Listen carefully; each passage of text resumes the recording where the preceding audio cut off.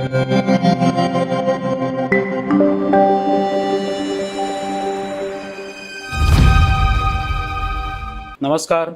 News डंकामध्ये मी महेश विचारे आपल्या सगळ्यांचं मनपूर्वक स्वागत करतो. मित्रांनो, नुकत्याच महानगरपालिकांच्या निवडणुका पार पडल्या आणि आपण आता पाहतोय सगळ्या महानगरपालिकांमध्ये वेगवेगळ्या पक्षांचे महापौर हे नियुक्त झालेले आहेत, स्थायी समिती अध्यक्ष नियुक्त झालेले आहेत. हे सगळं गेल्या काही दिवसात घडलेलं आहे. पण या सगळ्या निवडणुकांमध्ये आपण पाहिलं की प्रामुख्याने मुंबई महानगरपालिका ही डोळ्यासमोर ठेवून एक नरेटिव्ह तयार करण्यात आलं होतं. आणि ते नरेटिव्ह काय होतं तर महाराष्ट्रामधला मराठी माणूस, प्रामुख्याने मुंबईमधला मराठी माणूस हा हद्दपार होत चाललेला आहे. मुंबई ही महाराष्ट्रापासून तोडली जाणार आहे. मुंबईमध्ये अमराठी लोकांचं वर्चस्व स्थापन करण्याचा कट किंवा कारस्थान हे महायुती सरकारने रचलेलं आहे. मराठी भाषा जी आहे ती अस्तंगत होणार आहे. मराठी शाळा ज्या आहेत त्या मोठ्या संख्येने बंद पडत चाललेल्या आहेत. असे वेगवेगळ्या पद्धतीचे आरोप त्यावेळेला केले गेले होते आणि त्यातून एक प्रचाराची दिशा जी आहे ती ठरवण्यात आली. प्रामुख्याने महाराष्ट्रामध्ये उद्धव ठाकरे आणि राज ठाकरे यांना ठाकरे ब्रँड म्हणून प्रमोट करण्याचं काम त्या सगळ्या निवडणुकीच्या प्रचारादरम्यान करण्यात आलं. किंबहुना त्याच्या आधीपासून ती सगळी प्रक्रिया सुरू झाली आणि याच्यामध्ये मीडियाचा मोठ्या प्रमाणावर सहभाग होता हे आपण पाहिलेलं आहे की मीडियाने प्रामुख्याने ठाकरे ब्रँड तयार झाला पाहिजे, दोन्ही ठाकरे बंधू एकत्र आले पाहिजेत, यासाठी आटापिटा केला, जीवाचं रान केलं हे आपण पाहिलं. आणि त्यासाठी मग रोजच्या रोज ठाकरे बंधू कसे वेगवेगळ्या ठिकाणी एकत्र येत आहेत याच्या बातम्या आपल्याला रोजच्या रोज पाहायला मिळाल्या. आणि त्याच्या मागचं कारण हेच होतं की कुठेतरी मराठी माणसाची हानी होते, मराठी भाषेची हानी होते आणि त्यांना वाचवणारं फक्त एकच ब्रँड शिल्लक आहे, तो म्हणजे ठाकरे ब्रँड. तो जर ठाकरे ब्रँड निवडून आला तर आणि तरच फक्त मराठी भाषा, मराठी माणूस हा टिकू शकेल, अन्यथा मुंबई महाराष्ट्रापासून तोडली जाईल, अशा पद्धतीचं एक नरेटिव्ह तयार करण्यात आलं होतं. आता यामागे केवळ ठाकरे बंधू एकत्र येणं हाच उद्देश नव्हता. त्याच्यामध्ये प्रामुख्याने याची सुरुवात कधी झाली तर एक GR ज्याचा उल्लेख वारंवार केला गेला तो म्हणजे मुंबईमध्ये किंवा महाराष्ट्रामध्ये हिंदी सक्तीची करण्यात आलेली आहे. म्हणजे मराठी भाषा जी आहे तिच्याबरोबरच हिंदी सक्तीची करण्यात आलेली आहे आणि हे कुठेतरी एक प्रकारे मुंबई महाराष्ट्रापासून तोडण्याचं कारस्थान आहे. एक प्रकारे हिंदी सक्ती करण्याचं कारण काय तर त्यामुळे जास्तीत जास्त उत्तर भारतीय, बिहारी हे सगळे मुंबईमध्ये महाराष्ट्रामध्ये वसतील, ते इकडच्या जमिनी किंवा जागा घेतील आणि या ठिकाणी एक प्रकारे मराठी माणूस जो आहे तो अस्तंगत होत जाईल, हद्दपार होऊन जाईल, अशा पद्धतीची एक भीती या GRच्या निमित्ताने निर्माण करण्यात आली. त्यावेळेला हे सुद्धा सांगण्यात आलं होतं, अर्थात महायुती सरकारकडून किंवा त्यातल्या काही नेत्यांकडून, प्रामुख्याने फडणवीसांकडून, शिंदेकडून, की अशा पद्धतीने कोणत्याही प्रकारचा GR हा या सरकारने काढलेला नाही, यापूर्वीच तो निर्णय झालेला आहे हे सांगण्याचा प्रयत्न केला. पण तेव्हा कोणी ऐकण्याच्या मनस्थितीत नव्हतं. सगळ्यांना, प्रामुख्याने मीडियाला हेच पुढे आणायचं होतं की ठाकरे ब्रँडना प्रमोट करणं आणि त्यासाठी हिंदी सक्ती हा विषय जो आहे त्यावर भर देणं. या सरकारने, महायुती सरकारने हिंदी सक्ती करून एक प्रकारे मराठी माणसावर अन्याय केलेला आहे हे त्यांना सांगायचं होतं आणि त्याचे ढोल रोजच्या रोज पिटले जात होते. त्याच बाबतीतल्या बातम्या आपल्याला पाहायला मिळत होत्या.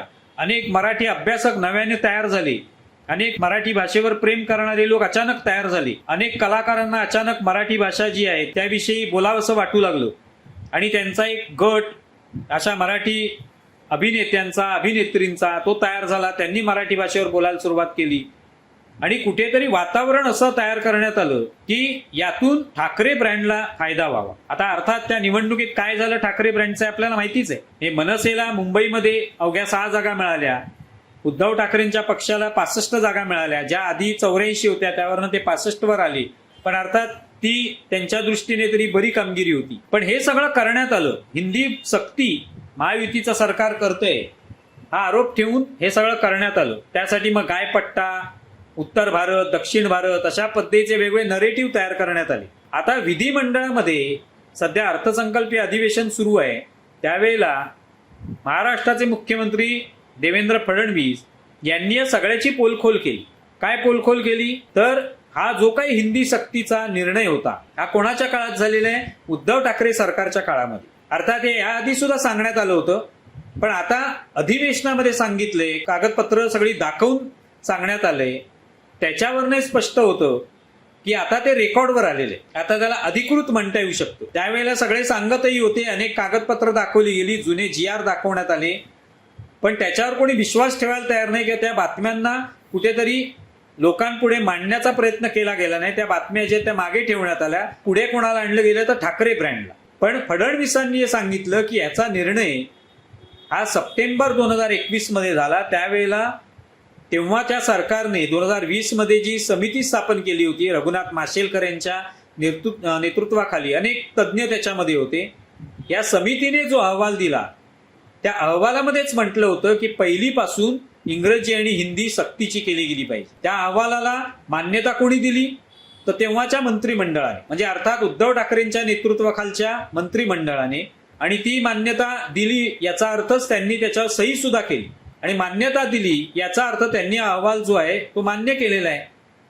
त्यांना हे मान्य आहे की हिंदी आणि इंग्रजी पहिलीपासून 12वी पर्यंत सक्तीची केली पाहिजे. मग आता हा निर्णय उद्धव ठाकरेंच्या काळात जर झाला असेल तर मग त्याचा दोष हा फडणवीसांच्या किंवा महायुती सरकारवर, एकनाथ शिंदे, फडणवीस आणि अजित पवार यांच्या सरकारवर कसा काय टाकता येऊ शकतो? हा महत्वाचा प्रश्न आहे. आणि अगदी फडणवीसांनी ती सही दाखवली की ही सही कोणाची, आणि ते सुद्धा विचारलं कोणाला? आदित्य ठाकरेने विचारलं की आदित्य ठाकरेंशिवाय ही सही कोणच ओळखू शकत नाही. म्हणजे ती कोणाची सही आहे तर उद्धव ठाकरेंची. म्हणजे याचा अर्थ उद्धव ठाकरेंच्या सरकारने हिंदी सक्तीला परवानगी दिली. पुढचं सरकार आलं जून 2022ला उद्धव ठाकरे पायउतार झाले आणि त्यानंतर मग सरकार आलं एकनाथ शिंदेचं. आता फडणवीसांचं सरकार आहे. पण त्यावेळेला हा निर्णय घेण्यात आला हिंदी सक्तीचा, तोच निर्णय पुढे करण्यात आला. पण तेव्हा त्याच्यावरनं आता गदारोळ निर्माण करण्यात आला की बघा या सरकारने हा निर्णय घेतलेला आहे. प्रत्यक्षात कोणी घेतलेला आहे? तो निर्णय उद्धव ठाकरेंच्याच सरकारने घेतलेला आहे. पण हे माहिती असून सुद्धा जाणीवपूर्वक या निर्णयाचं असं राजकारण करण्यात आलं की हा निर्णय जणू काही फडणवीस सरकारनेच घेतला, महायुतीने घेतला.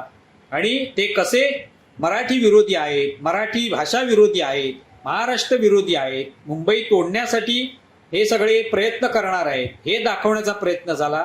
त्याची सगळी पोलखोल ही फडणवीसांनी केली. एक प्रकारे हे जे सगळं खोटं जे होतं त्याचे कपडे उतरवण्याचं काम हे फडणवीसांनी केलं. पण याच्यावरनं दिसून येतं की हे सगळं मीडियामध्ये कशा पद्धतीने रचण्यात आलं, कशा पद्धतीने करण्यात आलं. पण आता याची पोलखोल झालेली आहे. हे अधिकृतपणे मान्य झालेलं आहे की हा सगळा निर्णय उद्धव ठाकरेंच्या काळात झाला होता. त्याच्यावर आज शिक्कामोर्तब झालं. अर्थात हे शिक्कामोर्तब फडणवीसांनी केलेलं असलं तरी त्यावर शिक्कामोर्तब हे महाराष्ट्रातल्या जनतेने केलेलं आहे. ते कसं तर हा सगळा मराठी भाषेचा एवढा मुद्दा उपस्थित केला. अर्थात तो मुंबई महानगरपालिकेपुरता प्रामुख्याने केंद्रित होता. पण मुंबई महानगरपालिकेत सुद्धा महाराष्ट्रातल्या, मुंबईतल्या मराठी जनता, अमराठी या सगळ्यांनी भाजपाला बहुमत दिलं. भाजपा, शिवसेना, एकनाथ शिंदेची यांच्या युतीला बहुमत दिलं. आणि त्यामुळे भाजपाचा महापौर जो आहे तो शेवटी मुंबईमध्ये बसलेला आहे. मराठीच महापौर आहे, हिंदू महापौर आहे. स्थायी समितीवर सुद्धा भाजपाचेच प्रभाकर शिंदे आहेत, मराठीच माणूस आहे. म्हणजे जनतेने शिक्कामोर्तब केलं की आम्ही ठीक आहे, तुम्ही हे सगळं करत असाल, हिंदी भाषेसाठी हे सगळं केलं जाते, हे सरकार जे ते हिंदी भाषेला प्रोत्साहन देते, मराठी भाषा जी आहे तिचं नुकसान करते. पण लोकांनी ऐकलं नाही. लोकांना सत्य काय हे कळलेलं होतं, लोकांना खरं काय कळलेलं आहे. म्हणून लोकांनी शिक्कामोर्तब कोणावर केलं तर भाजपा शिवसेना युतीवर केलं. आणि आपण पाहिलं एकूण 29 महानगरपालिकांमध्ये किती महानगरपालिका महायुतीने जिंकल्या. एकनाथ शिंदेचे किती ठिकाणी महापौर आलेले आहेत, भाजपाचे किती ठिकाणी महापौर आलेले आहेत. अनेक ठिकाणी जिथे काँग्रेसचे महापौर येणार होते तिकडेही भाजपाचे महापौर आलेले आहेत. ही परिस्थिती लोकांनी ओळखली, लोकांनी त्यातलं नरेटिव्ह ओळखलं की खोटं नरेटिव्ह आहे आणि त्यांनी याच्यावर शिक्कामोर्तब केलं. त्यामुळे फडणवीसांनी ते शिक्कामोर्तब केलेलं आहे. तो एक तांत्रिक भाग झाला अधिवेशनामधला. पण लोकांनी याच्यावर आधीच शिक्कामोर्तब केलं आणि त्यांनी उद्धव ठाकरे, राज ठाकरे यांच्या ब्रँडला त्यातूनच पराभूत केलेले. भलेही उद्धव ठाकरेंना 65 जागा मिळाल्या असल्या तरी एक प्रकारे दाखवून दिलं जनतेने की हे खोटं नरेटिव्ह करून जिंकणं योग्य नाही. तुम्ही मेहनत घ्या, समोरच्या पक्षाला पराभूत करा, त्यांच्या नगरसेवकांना पराभूत करा, आमदारांना पराभूत करा. तुमच्या ताकदीच्या जोरावर करा, तुमच्या व्हिजनच्या जोरावर करा, पण असे नरेटिव्ह पसरून करू नका.